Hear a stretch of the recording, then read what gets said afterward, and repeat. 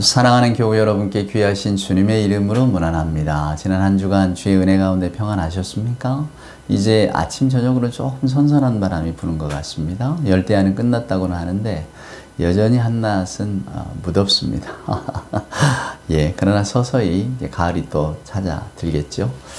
자, 오늘 지난 한 주간 우리들의 삶을 한번 돌아볼 때에 때로는 웃었던 일도, 또 때로는 마음 졸이며 긴장했던 일도, 안타깝고 속상했던 일도 많으셨을 줄 압니다. 그것이 다 우리가 지금 살아있다는 증거가 아니겠습니까? 때로는 웃기도 하고 울기도 하고 근심하기도 하고 밤잠을 설치기도 하고 아침에 상쾌함을 맛보기도 하고 살아있다는 증거일 것입니다.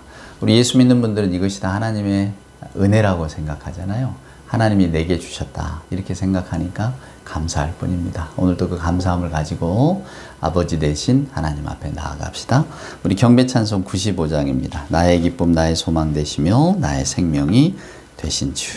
네. 우리 오늘은 1절과 4절 한번 찬송할까요? 찬송합시다. 나의 기쁨 나의 소망 되시며 나의 생명이 되신 주 밤낮 불러서 찬송을 드려도 늘 아신 마음뿐일세 주의 자비롭고 화평한 얼굴 모든 천사도 반기며 주의 놀라운 진리의 말씀에 천지가 와답하도다.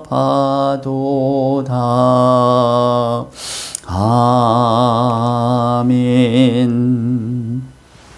우리 사도신경으로 우리들의 신앙을 고백합니다.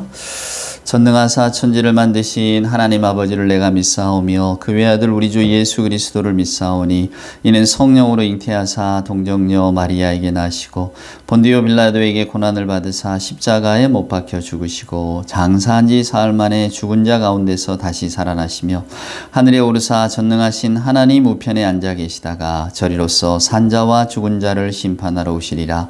성령을 믿사오며 거룩한 공예와 성도가 서로 교통하는 것과 죄를 사하여 주시는 것과 몸이 다시 사는 것과 영원히 사는 것을 믿사옵나이다. 아멘. 예, 성시 교독할까요? 오늘의 성시 찬송가 뒤편에 있는 오늘의 성시는 41번입니다. 41번의 성시 우리 한 구절씩 교독하겠습니다. 여호와께서 다스리시나니 땅은 즐거워하며 허다한 섬은 기뻐할지어다.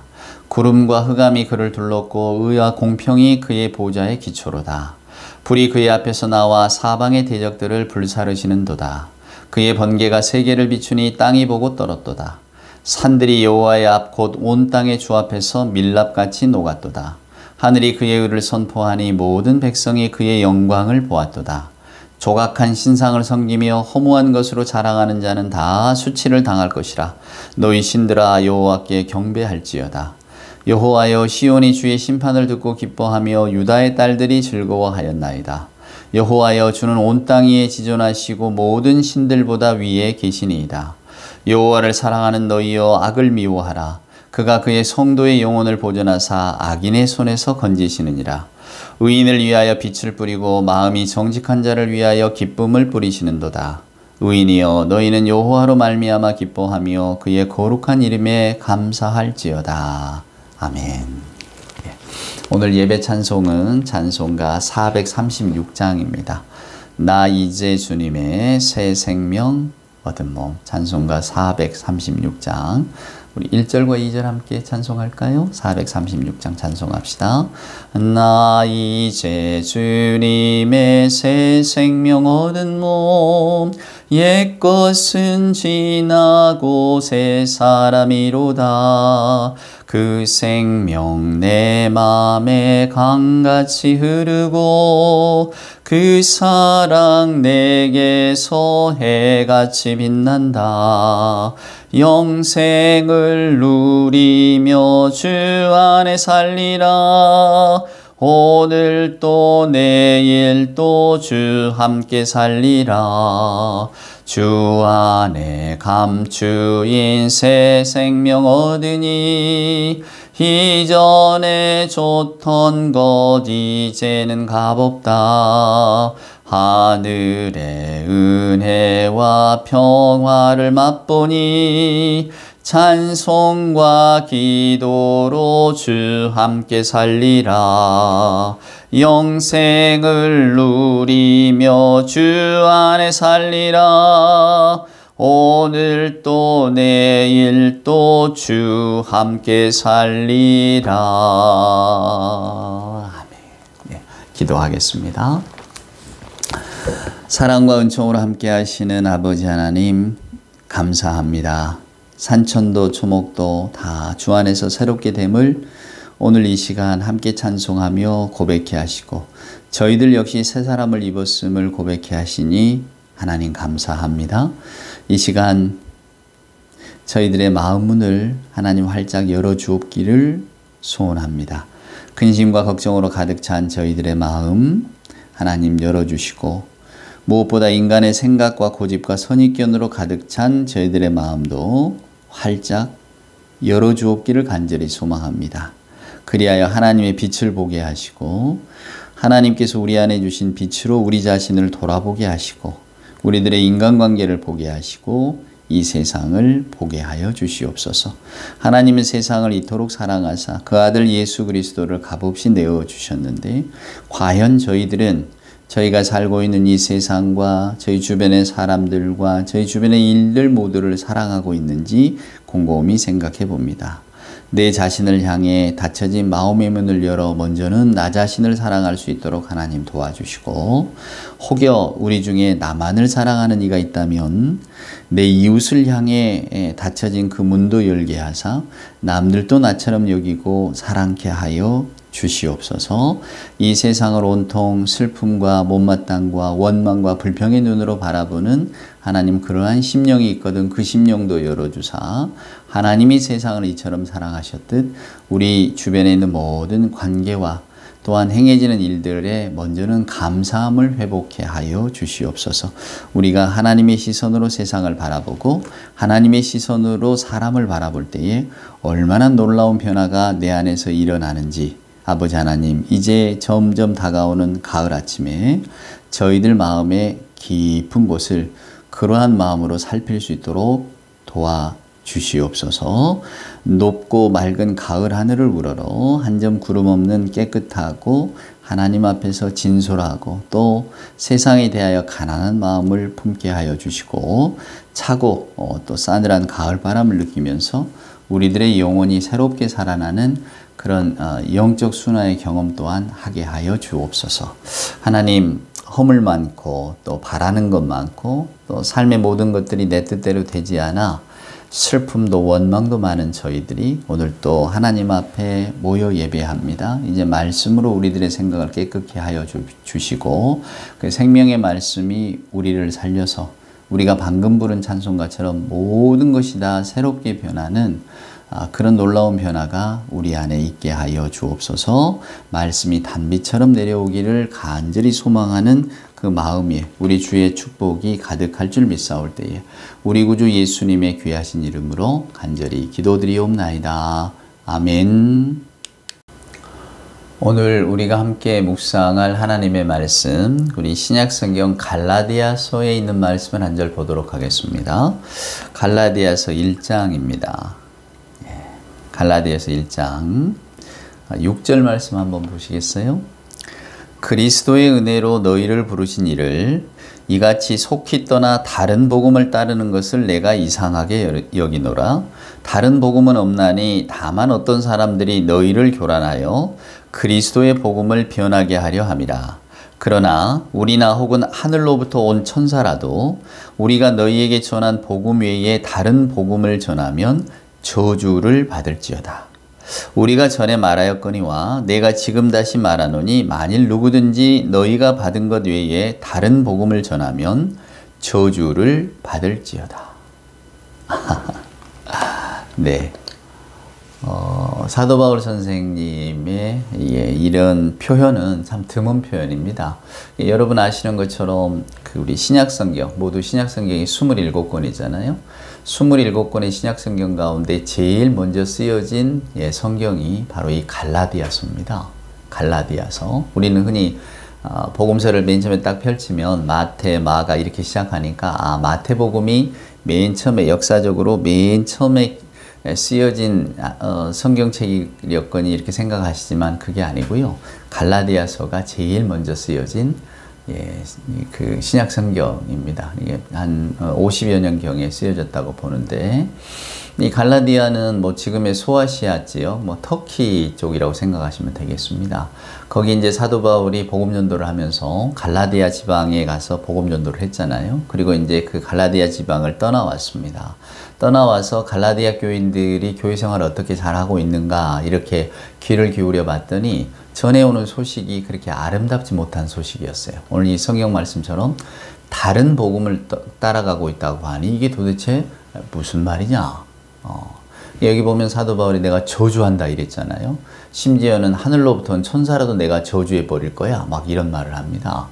뭐 여러분 아시는 것처럼 사도 바울은 유명한 고린도전서 사랑장으로도 유명하고 그 중에 제일은 사랑이라, 그리고 천사의 말을 다 해도 뭐 방언을 한다고 그래도 이 사랑의 말만큼 좋은 말은 없다. 그러니까 저주라고 하는 말하고는 가장 안 어울리는 사람이거든요. 근데 오늘 지금 사도 바울이 저주라는 표현을 쓴 것은 굉장히 화가 나 있다 그 말이에요. 근데 왜 화가 나 있을까? 바로 이 다른 복음 때문에 화가 나 있습니다.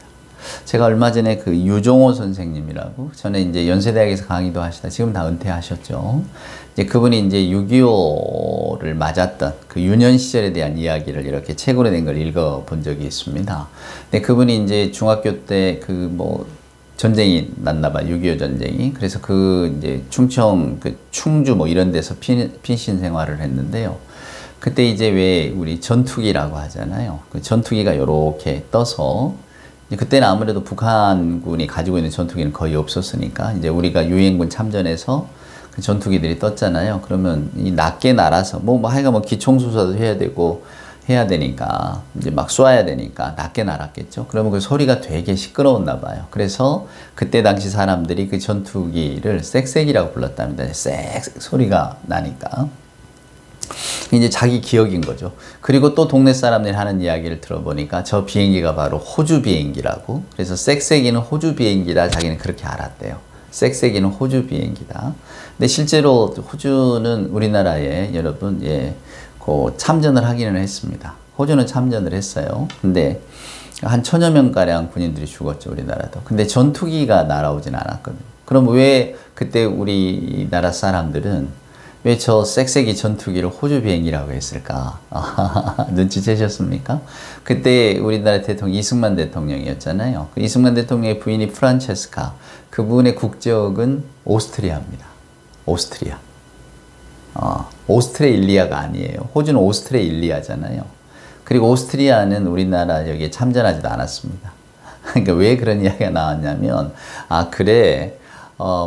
대통령 부인이 오스트리아 외국 사람인데 우리 지금 그 나라가 지금 이렇게 전쟁통에 휘말렸으니 당연히 뭔가를 보내줬겠지. 그래 오니까 오스트레일리아 이게 호주군 참전했다는 이야기를 들었을 것이고, 그게 이제 와전이 돼서 저게 호주 비행기다. 실제로는 호주하고 상관이 없는데 프란체스카 영부인의 국가는 오스트리아인데 말이란 게 그렇습니다. 그래서 자기는 유종호 선생 말이에요. 그 쌕쌕이가 호주 비행기인 줄만 알고 이렇게 쭉 지내다가 나중에 이게 이래서 나온 말이구나 라고 하는 걸 알게 되는 순간 실소를 금치 못했다고. 근데 우리가 아는 많은 일들이 이렇습니다. 여러분 잘못 알고 있는 경우도 있고 또 오해하는 경우도 있죠. 근데 그래야 어떻습니까? 호주 비행기든 미국 비행기든 어찌됐건 간에 연합군 비행기면 됐고 유엔 비행기면 된 거 아니에요? 근데 오늘 이 성경 말씀을 읽다 보면 오늘 바울이 지금 다른 복음에 대해서 막 분개하고 있잖아요. 아니 복음은 복음이지 무슨 다른 복음이 있겠는가? 근데 다른 복음이 있습니다. 그래서 오늘 저는 그 이야기를 여러분과 한번 해보려고 해요. 여러분 마음속에도 혹시 다른 복음이 찾아들지는 않았을까? 여러분 아시는 것처럼 사도 바울은 랍비 출신입니다. 랍비라고 하는 것은 우리 옛적의 서당의 훈장님 같아서 경전에 매여 있는 분들이에요. 이런 책에 매여 있고 전통에 매여 있고, 왜냐하면 랍비라는 게 그 경전을 해석하고 그 해석대로 몸으로 살아내는 사람들이거든요. 사도 바울은 아마 자기 관리도 철저했던 사람일 겁니다. 그리고 어려서부터 이제 랍비가 되기 위한 공부를 했기 때문에 아마 이런 부분들에 있어서는 굉장한 자부심도 있었을 거예요. 나는 이렇게 산다. 나는 보통 사람과는 좀 다르다. 여러분, 바리새인이라는 말씀 우리가 많이 듣잖아요. 성경에서. 이 바리새라는 말이 구별됐다는 뜻이에요. 그러니까 보통 사람과 우리는, 즉 그냥 일상에 사는 사람들과 우리가 하나님의 말씀을 붙들고 사는 사람들은 이렇게 분리되어져 있다, 그 말입니다. 우리가 거룩이라는 말을 쓰잖아요. 거룩이라는 게 결국은 인간의 어떤 것들을 넘어섰다는 뜻이거든요. 그래서 우리는 거룩할 수가 없어요, 여러분. 하나님이 우리를 거룩하게 여겨주실 뿐이지. 그러니까 하나님의 의로우심으로 인해서 우리가 의롭다 인정함을 받는 거지, 우리 인간이 의로울 수는 없습니다. 그러니까 거룩 전능하신 주여, 우리가 찬송을 이렇게 부르지만 거룩이라고 하는 단어는 하나님께 해당되는 단어지 우리에게 해당되는 단어 아니에요. 그러니까 여러분들이 그냥 아이고 어떤 분 신앙 좋은 분, 어떤 목사님, 어떤 장로님 참 거룩하시더라. 거룩한 말을 쓸 수가 없습니다. 인간은 거룩할 수가 없어요. 흠결이 있고 모두가 다 모자람이 있습니다. 근데 어찌됐건 간에 이렇게 구별되려고 애쓴 사람 중에 하나가 바울이고, 또 바울은 철저하게 그런 삶을 살았을 겁니다. 그런 삶에 익숙한 사람이에요. 근데 그가 다메섹 도상에서 예수를 만났잖아요. 맨 처음에 사도 바울이 예수님을 핍박하고 예수님을 따르던 제자들을 잡아들였던 이유, 스데반이 돌이 맞아 죽는 현장에 역시 사도 바울이 거의 주동자로서 있었던 이유는 뭐냐면, 우리 유대교의 전통을 저 예수를 쫓아다니는 추종자들이 깨트리고 있다고 생각했던 거예요. 그때 당시 사도 바울과 주류 유대인들의 눈에서 볼 때는 예수 그리스도가 하는 일들은 다 이단이죠. 우리 전통적인 가르침하고 다르니까. 근데 전통 가르침이 여러분 뭔가요? 유대교의 율법에 기반을 둔 것이 가르침이잖아요. 근데 거기서 어긋나면 이게 잘못된 겁니다. 근데 예수께서는 그걸 막 넘나드셨거든요. 막 넘나드셨단 말이에요. 안식일에 병자를 고치거나, 이게 율법에 금하고 있는 건데 그냥 하셨단 말이에요. 예수님이 제자들 안식일에 밀밭 요거 까서 먹기도 하고 했단 말이에요. 유대인들이 볼 때에는 이게 기가 막힌 일이고, 더군다나 유대교는 성전 종교인데 예루살렘 성전에 와서 예배하고 이런 걸로 어떤 그 의롭다함을 얻는, 자기가 하나님께 충성했다고 하는 이런 징표를 얻는 사람인데, 예수께서는 어디나 다 사마리아 여인과의 대화 기억나시잖아요. 어느 곳에서든 네가 영과 진리로 예배하는 곳이면 그곳이 바로 거룩한 곳이다. 이렇게 말씀하시니까 이 사람들이 생각할 때는 안식일 규정도 깨트려, 성전 종교도 무너뜨려. 그러니까 예수 그리스도를 가만 놔두면 안 됐던 거죠. 그러니까 바울 같은 유대교 랍비 출신 바리새인 중에 바리새인 이렇게 볼 때에는 예수 복음이야말로 저 말도 안 되는 엉터리 복음인 거죠. 저건 엉터리 하나님의 말씀이다 이거예요. 박멸해야 될 거라 그 말입니다. 그러니까 자원을 했단 말이에요. 바울의 표현처럼 내가 어떤 열심이 있어서 내가 저 예수 나부랑이들을 다 없애버릴 거예요. 저것 때문에 우리 유대교가 이렇게 누를 입히고 해가 되는 거 나는 못 보겠어요. 저걸 그냥 놔두는 것은 우리 유대교의 수치입니다. 이렇게 생각했단 말이에요. 그리고는 이제 앞장서서 예수를 추종하는 사람들을 붙잡아 드리려고 길을 나섰다가 결국 그가 다메섹을 가는 길 중에서 예수님을 만나고 회심하잖아요. 그때 그 회심이라고 하는 것은 정말 이루 말할 수 없는 겁니다. 저도 가끔 이렇게 상담하는 분들, 학교에서 학생들을 가르치면서 그런 이야기를 합니다만은, 우리가 아무리 좋은 강연을 들어도, 여러분이 설교를 들으셔도, 설교하는 저도 마찬가지입니다만은 잘 변화가 안 된단 말이에요. 들을 때는 고개를 끄덕이고, 내가 저 말씀대로 살아야지, 정말로 좋은 말씀이구나 이러면서 우리가 딱 마음에 새긴단 말이에요. 근데 새기고 돌아가면 그게 바뀌어집니까? 안 바뀌어집니다. 근데 만약에 여러분들이 치과에 가셨다고 생각해요. 이가 아파서 치과를 갔는데 치과 치료하면서 선생님이 이제는 이런 거 딱딱한 거 먹으면 안 되고요. 이쪽은 임플란트를 해놨으니까 껌 씹으면 안 되고, 고기도 이쪽으로 씹으면 안 되고요. 만약에 이렇게 했다고 보세요. 그럼 여러분 집에 돌아와서 난 껌 씹을 거야, 고기 딱딱한 거 이리 씹을 거야 이러십니까? 절대 안 그러죠. 얼마나 조심합니까? 먼저는 안 먹으려고 조심하고, 굳이 먹을 수밖에 없는 상황이라면 피해 가잖아요. 신경이 온통 선단 말이에요. 그러니까 설교를 듣는 것보다 오히려 치과에 가서 치과 선생님 말씀 듣고 오는 것을 우리는 더 잘 지킨단 말이에요. 왜 그럴까요? 내 몸에 직접적으로 뭔가가 오기 때문입니다. 그러니까 내 몸에 직접적으로 뭔가가 오지 않으면 우리는 변화하기가 힘들어요. 근데 사도 바울이 다메섹 도상에서 예수님을 만나고 확 변하잖아요. 물론 눈도 멀고 안 보이고 뭐 그도 어떤 신체적인 변화를 겪지만 굉장히 강렬했기 때문에 그게 변화가 오는 겁니다. 그러면서 바울은 이제 내가 그 전에 알고 있었던 것이 잘못되었구나 생각하고는 그가 이제 예수 그리스도의 오히려 사도가 돼서 이제 예수 복음을 전하기 위해서 나선 거잖아요. 그래서 갈라디아 지역, 소아시아 지역, 이 터키 지방까지 가서 복음을 전했단 말이에요. 그리고 예수 믿는 공동체를 이렇게 만들어 놓고 떠나왔는데 그 다음에 들리는 소문이 야, 이 갈라디아 교회가 이 옛적으로 돌아가 버렸다. 여러분 옛적이라고 하는 거는 유대교 전통을 따르게 됐다 그 말이에요. 안식일 규정, 뭐 할례 규정, 뭐 음식 규정, 뭐 이런 것들을 다 지키는 것으로 이리 돌아가 버렸다 그 말이에요.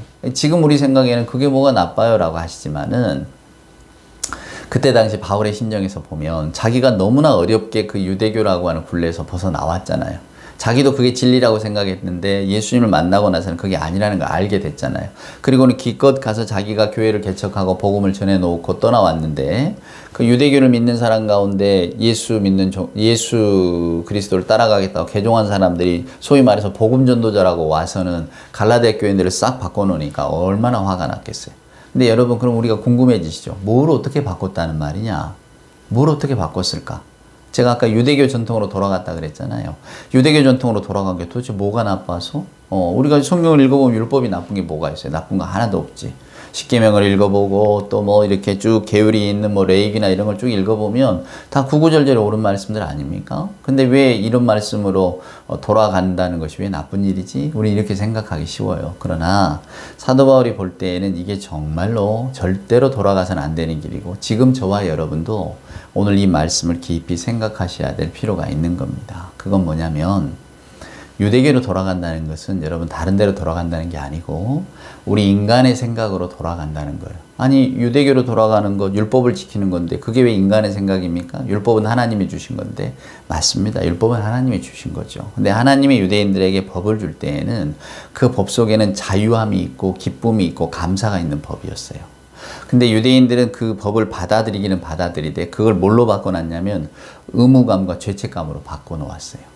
그러니까 하나님은 이 말씀을 내가 너희에게 준 명령대로 살으면 너희들이 평안할 거야, 자유할 거야 이렇게 주셨지만 유대교에서는 그걸 오히려 어떤 굴레로 만들어 버리고 정죄하는 걸로 만들고 그것 때문에 그것을 뭐 잘 따르는 사람의 어떤 우월감, 따르지 못하는 사람들에 대한 멸시 뭐 이런 것들로 나타나 버렸다 그 말입니다. 그러니까 인간이 하나님의 아름다운 법을 바꿔놓은 거죠.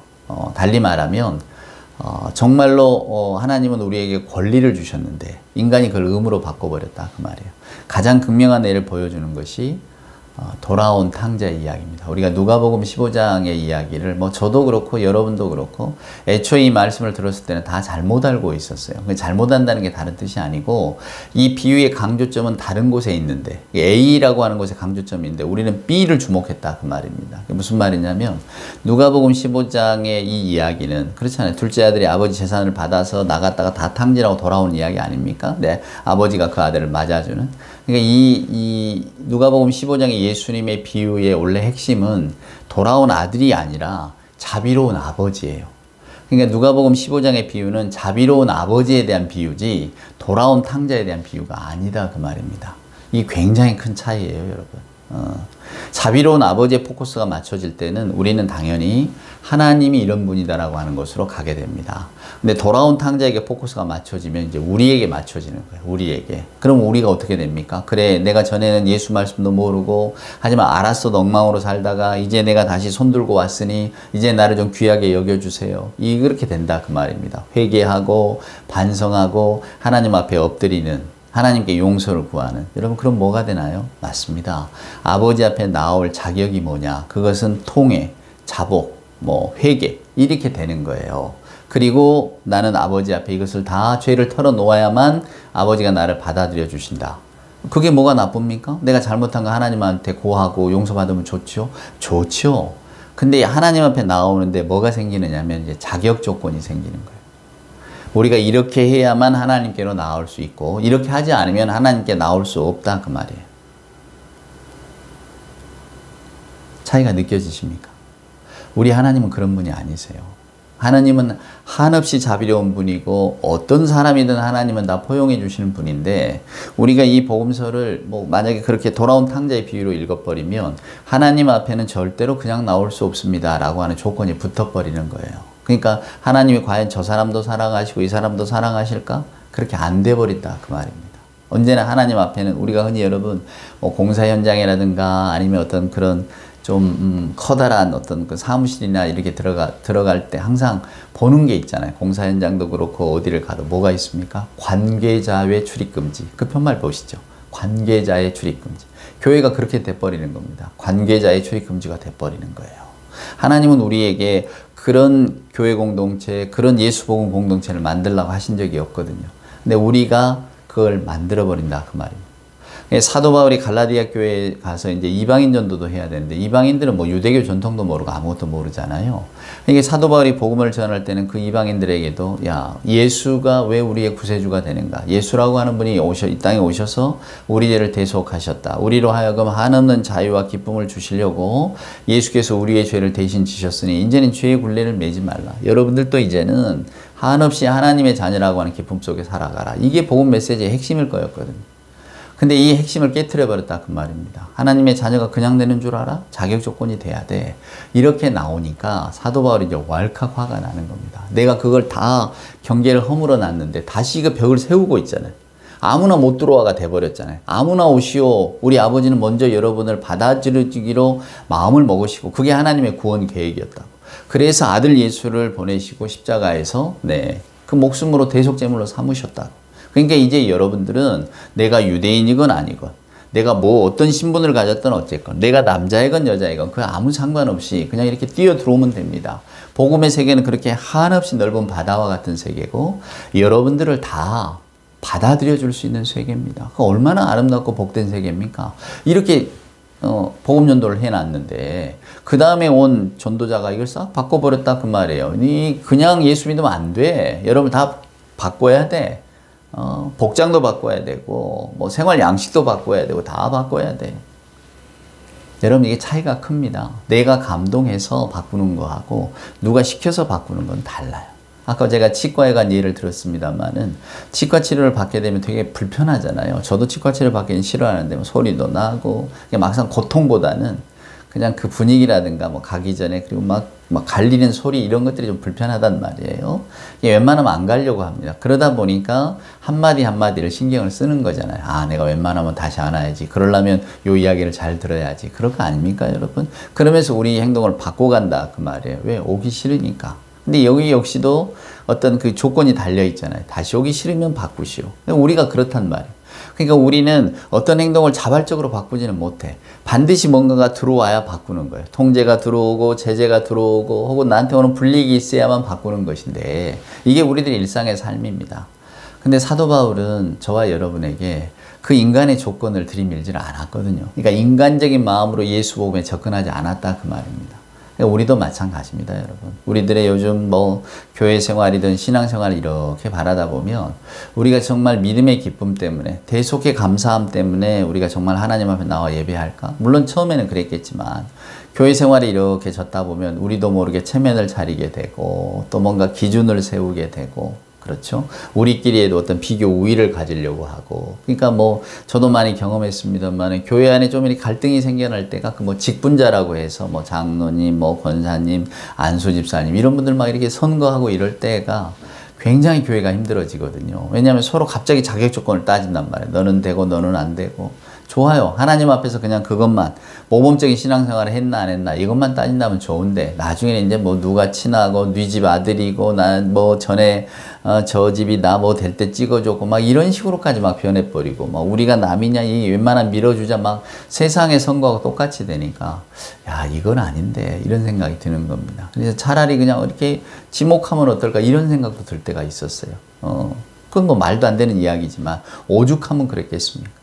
그러니까 인간의 어떤 조직이나 공동체라고 하는 것이 우리가 하나님의 말씀을 기본으로 가지고 있어도 그렇게 공동체를 하다 보면 그게 다 끼어들더라 그 말입니다. 그러니까 사도 바울이 여기서 화들짝 놀랬던 거죠. 예수 복음은 그게 아닌데 또 복음이 변질되려고 하는구나. 그러니까 바울은 저주란 말을 그가 예수 믿는 다음부터 쓸 수가 있겠습니까? 자기가 스스로 나는 괴수 중에 괴수요, 죄인 중에 죄인이었다고 고백했던 사람이고, 나는 과거 일은 다 청산했던 사람이다 그러는데, 그리고 예수님은 저주의 말을 하지 말라고 늘 사랑의 말을 하라고 우리에게 교훈을 주셨는데, 그 예수 복음을 전한다고 하는 이가 교인들에게 더군다나 남는 편지를 보내면서, 말로 하는 것도 아니에요. 편지는 다 남잖아요. 나 그거 저주한다고. 하늘의 천사라도 나는 저주할 거라고. 이렇게 세게 나오는 것에는 이유가 있지 않겠습니까? 그게 바로 인간의 마음이나 인간의 생각에 합한 복음을 전하려고 하니까 사도 바울이 그건 안 됩니다. 이렇게 지금 제동을 걸고 나온 겁니다. 제가 지난주에 그 순종에 대한 이야기를 해드렸었죠. 너는 나 외 다른 신을 섬기지 말라. 왜 그러셨을까? 그것은 우리의 기준이나 우리의 판단보다는 하나님의 말씀을 더 크게 생각하라는 거예요.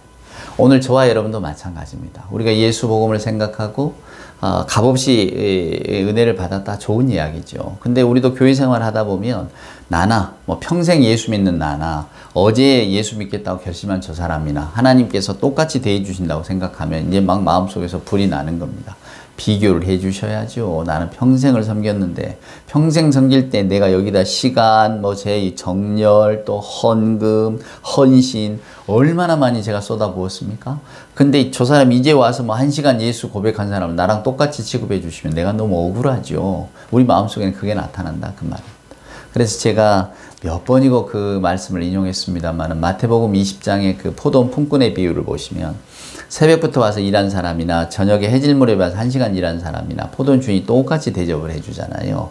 다 그만한 어떤 그 필요가 있어서 아마도 그 주인의 헤아렸을 건데, 그 일직원 일꾼들이 그걸 이해를 못 하잖아요. 왜 우리를 똑같이 취급하느냐. 우리는 더 일을 많이 했는데 더 줘야 된다고 막 나서잖아요. 예수님께서 왜 그 비유를 우리에게 들려주셨을까를 생각하셔야 돼요. 하나님의 나라는 여러분, 우리의 생각하고는 정반대로 흘러갑니다. 우리가 공력을 들였으니까 뭘 더 주시고, 우리가 애정을 더 많이 쏟았으니까 우리를 더 귀하게 여겨주시고, 천만에 하나님의 세계는 그런 세계가 아닙니다. 그럼 아마 여러분 가운데는 이런 반발심이 일어날 수 있겠죠. 그럼 나도 내 마음대로 살 거예요. 그래 나중에 나 죽기 전에 그냥 천부의 의지 없어서 손 들고 옵니다. 그럴 겁니다. 이제 이런 마음들이 또 생겨날 수도 있겠죠. 그러나 진정 예수를 알고 진정 예수를 구주로 고백하면 이제 그런 마음들도 사라집니다. 그저 나에게 이제 포커스가 되게 되지 저 사람에게 이렇게 포커스가 되지는 않아요. 나를 기준으로 보게 되고 나에 대해서 성찰하게 되지, 나는 뒷전이고 저 사람이 어떤가, 저 사람은 어떻게 대해야 되고 왜 저 사람 저렇게 잘 대해주는가, 이런 시선에서 벗어나게 된다 그 말입니다. 그러니까 우리가 예수를 믿으면서 변화되어야 될 것은 우리들의 생각 마음자리가 완전히 예수 안에서, 마치 사도 바울이 다메섹 도상에서 예수님을 만난 것과 같은 그런 변화를 경험하게 될 때 우리는 진정으로 내가 예수 복음 안에 있구나, 거기에서 비로소 오는 자유함을 느끼실 수가 있을 겁니다. 근데 아직 우리는 먼 것 같아요. 저도 그렇고 여러분도 그렇고 자꾸 남과 비교하려고 하고, 남보다 조금 더 내가 하나님의 사랑을 받는 것 같으면 막 좋아하고, 오히려 나보다 더 하나님의 사랑을 받는 사람이 있는 것 같으면 또 마음이 불편하고, 마치 가인의 마음처럼 되는 거죠. 그렇죠, 여러분? 그러나 오늘 이 갈라디아서에 있는 사도 바울의 마음은 바로 이런 마음입니다. 여러분, 옛 사람의 생각으로 돌아가지 마세요. 우리가 신앙생활이나 아니면 예수 그리스도의 제자가 된다는 것은 전혀 다른 시선으로 사람을 바라보고 세상의 흐름을 바라보는 겁니다. 세상이 잘 된다고 하는 것, 세상이 좋다고 하는 것, 그러나 예수 안에서는 그것은 그저 그럴 뿐, 혹은 세상이 나쁘다고 하는 것, 험하다고 하는 것, 이것 역시도 그저 그럴 뿐, 이렇게 여겨질 수 있는 시선이 생겨나고요. 사람과 사는 사람을 비교하면서 내 자랑을 삼거나 아니면 내 어떤 삶의 만족감을 얻거나, 그러나 예수 믿는 신앙 안에서는 그것들 역시도 이제 경계가 희미해질 거라는 것을 저는 믿어 의심치 않습니다. 우리가 거기까지 나아가기 위해서 예를 쓰셔야 되는데, 특별히 여러분, 복음 안에서는 여러분 어떤 전제도 갖지 마십시오. 복음 안에서는 어떤 전제도 가지시면 안 됩니다. 그죠? 복음은 하나님께서 이 세상 사람 모두를, 왜 요한복음 3장 16절에 이렇게 돼 있잖아요. 하나님이 세상을 이처럼 사랑합니다. 하나님이 하나님의 말씀을 믿는 사람을 이처럼 사랑하사, 이게 아니에요. 하나님이 세상을, 그때 세상은 온 세상을 가리키는데 하나님이 세상을 이처럼 사랑하사. 하나님의 사랑에는 경계가 없고 한계가 없습니다. 우리가 예수 믿는 분들, 하나님을 아버지라고 섬기는 분들이잖아요. 그러니까 부디 저도 여러분들이 그런 마음으로 세상과 사람들을 바라볼 수 있기를 소원합니다. 나 자신에게는 우리가 뭐 대인 주상이라고 하잖아요. 그러니까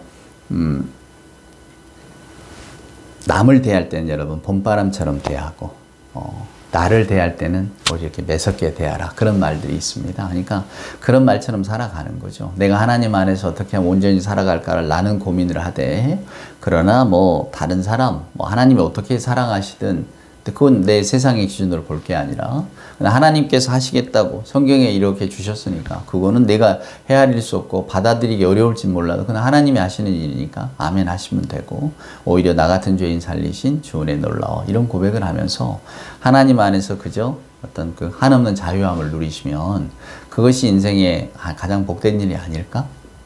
사도 바울이 지금 화들짝 놀랬던 거짓 복음, 인간의 조건, 인간의 장벽, 인간의 어떤 이성적인 판단, 이런 것들을 넘어서시고 오직 우리 모두를 한없이 사랑하신, 아들까지 내어주시기까지 사랑하시는 하나님의 그 사랑 속으로 들어가서 정말로 자유함과 그 넉넉함을 가지고 좀 편안한 신앙생활 하셨으면 좋겠습니다. 오늘 말씀의 핵심은 바로 이것입니다. 거짓 복음에 빠져들지 마시고 진짜 그리스도의 복음 안에서 한없는 자유를 누리시기를 주님의 이름으로 축원을 드립니다. 기도하시겠습니다. 이제는 우리 구주 예수 그리스도 크신 은혜와 아버지 하나님의 만극하신 사랑하심과 자비하신 성령님의 함께 하심이 오늘 또 말씀을 듣고 또 성찰하면서 어떻게 함이 예수 그리스도를 잘 믿는 것인가를 고민하는 우리 하나님의 자녀들 머리머리 위에와 저들의 기원과 소망과 삶의 형편들 위에, 주님 사랑하시는 복된 교회 위에 이제로부터 영원 무궁토록 함께하여 주옵기를 간절히 축원하옵나이다. 아멘.